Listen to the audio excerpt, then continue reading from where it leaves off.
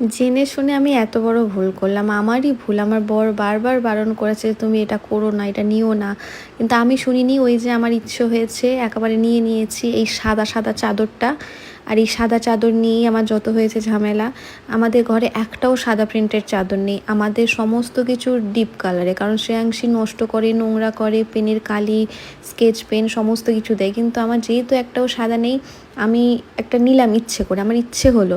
কিন্তু সেই ইচ্ছের দাম আমার মেয়ে রাখলো না। কি করেছে আমার সাদা চাদরটাতে, মানে কি না কি লাগিয়ে ওখানে ভর্তি করেছে, স্কেচ পেন, রং, এটা ওটা সেটা, মানে কি বিচ্ছিরি করে দিয়েছে। বাধ্য হয়ে বিছানার চাদরটাকে তুলে নিলাম। এটাকে আমি আর বিছানায় পাতবই না, আমি এটাকে তুলে রেখে দেবো। দিয়ে এই যে কালারফুল যে চাদরগুলো, এগুলোই বিছানার মধ্যে পেতে রাখবো। আর আমার সমস্ত কিছু এইরকম কালার, বেশিরভাগ সব কিছু ডিপ কালার।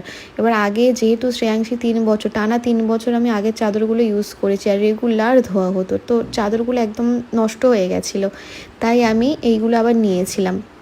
তো নেওয়ার তো কোনো মানে দামই শ্রেয়াংশী রাখলো না, সব নোংরা করে একাকার করেছে।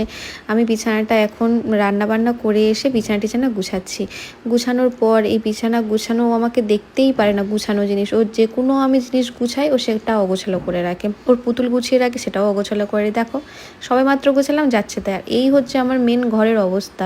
মানে কি না কি ও যে ঘরের মধ্যে করে আমি ভেবে পাই না। আমার সাথে থাকে যখন, তখন এইসব কিছু করে না। ঠিক ওকে রেখে যখন আমি রান্না করতে যাই, আমি আমার নিজের মতো করে রান্না করি, আর ঘরে এসে দেখি এইসব কাণ্ড করে রেখে দিয়েছি। তাহলে ভাবো, গরমের সময় রান্না করে এসে যদি ঘরে এইরকম কাণ্ড দেখি, সারাদিনে যদি 10 বার এরকম করে, মানুষের আর মাথা ভালো থাকে? আর এই যে কার্পেটের মধ্যে, এর মধ্যে সে ময়দা এনে ফেলে পুরো সাদা করে রেখেছে কার্পেটটাকে। ঝেড়ে ঝেড়ে সেগুলোকে পরিষ্কার করলাম। আমারও ভালো লাগে না। তোমাদেরও কি সেম জিনিস হয়?